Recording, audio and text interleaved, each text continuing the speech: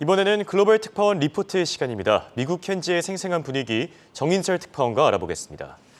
자, 이번 주 미국 증시 양대 이벤트를 앞두고 있습니다. 중간선거와 CPI인데 지금 중간선거 관전 포인트가 상당히 궁금하거든요. 현지에선 어떤 얘기들이 나오고 있습니까?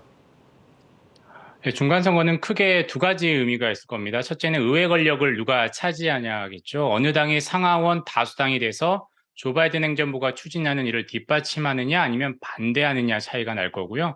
둘째, 중간선거는 대선의 풍향계 역할을 합니다. 선거 결과에 따라 바이든 대통령의 레임덕 세션이 시작되느냐 이것도 중요한 관전 포인트가 될 것 같습니다. 이번 선거 결과는 GMP에 달렸다라고 보면 될 것 같습니다. 여기서 G는 조지아주, N은 네바다주, P는 펜실베이니아주입니다. 이번 선거의 격전지죠. 이번 선거에서 상원 100석 중 35석, 하원 435석 전체 36개 주지사를 뽑는데요. 하원은 이미 공화당 승리로 갈 가능성이 높고요. 관건은 상원이죠. 일주일 전까지만 해도 박빙 초경합이었는데요. 며칠 새 공화당이 우위에 있다라는 관측과 여론조사 결과가 많이 나오고 있습니다. 인플레이션이 심해지고 있기 때문인데요. 상원의 승리 여부를 가르는 격전지가 아까 제가 말씀드렸던 것처럼 GMP, 조지아, 네바다, 펜실베니아 지역입니다. 모두 여론조사를 해보면 조사 업체에 따라서 시기에 따라서 엎치락 뒤치락 그야말로 초박빙입니다. 주지사 선거 중에선 민주당 텃밭인 뉴욕주 주지사가 관심 지역입니다. 28년 만에 공화당으로 넘어갈 수도 있다 이런 관측이 나오고 있는데 그 결과를 주목해야 될 것 같고요. 공화당이 하원 다수당이 되고 민주당이 상원을 지켜내면 대선이 있기 전 2024년 전까지 향후 2년간 의회에서 서로 팽팽한 견제로 새로운 입법 사항이 나오기 힘들 것 같고요. 반대로 공화당이 모두 상하원을 차지하는 레드 웨이브, 레드 스윕이 일어난다라면 바이든 행정부를 견제하고 공화당식 새로운 입법을 추진할 가능성이 클 것으로 보입니다. 중간 선거 관련한 여러 가지 시나리오들을 먼저 살펴봤고요. 이 외에 이번 주에는 또 CPI가 발표되는 등 여러 가지 이벤트가 많습니다. 이 점에 대해서도 들어볼게요.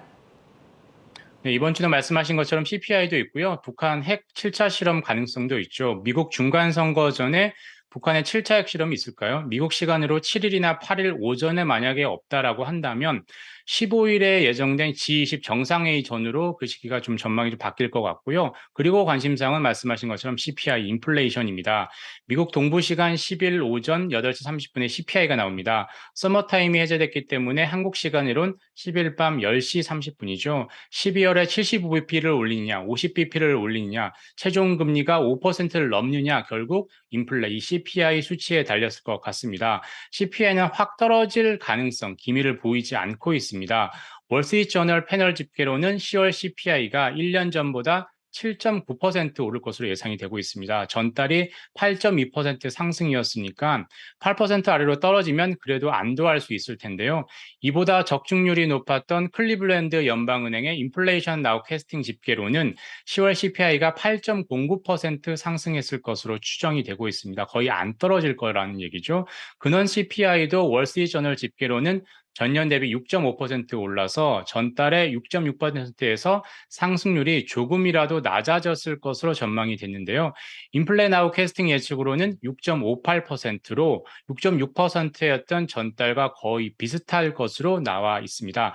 전월 대비 상승률 기준으로도 인플레 나우 캐스팅 자료가 예측치가 월스트리트 패널 예측치보다 훨씬 높게 나오고 있습니다. 과연 누가 맞을까요? 월가 전문가들이 맞으면 그나마 인플레이션이 완화될 기미를 보인다라고 생각할 수도 있는데 인플레이션 나우 캐스팅 자료가 맞으면 여전히 인플레는 안 잡히고 있다라는 우려나 심리가 더 강해질 것 같습니다. 더불어 다음 날인 11일 금요일에 미시간대에서 발표하는 기대 인플레이션 수치도 유심히 봐야 될 변수입니다. 인플레이션 선행 지표이기도 하고 금리를 올리는 이유가 결국 기대 인플레를 꺾기 위한 것인데 그렇게 되고 있는지 확인해 볼 필요가 있겠죠. 미시간대 지표보다 좀 더 공신력이 있는 뉴욕 연방은행의 기대 인플레이션 수치는 다음 주 월요일인 14일에 나옵니다. 그리고 마지막 관전 포인트는 앞서 말씀드린 것처럼 중간선거입니다. 중간선거 이후에 연말 산타랠리로 이어질 수 있을까요? 그동안 중간선거 이후에 S&P 지수는 12개월간 평균 15%씩 올랐습니다. 1994년, 2018년도 지금과 같은 금리 상승기였음에도 주가는 올랐다라고 합니다. 하지만 지금은 단순한 금리 상승기가 아니라 금리 급등기죠. 그래서 과연 주가도 상승할 수 있을까? 그게 중간선거 이후 관전 포인트가 될 것 같습니다. 지금까지 워싱턴에서 한국경제신문 정인설이었습니다.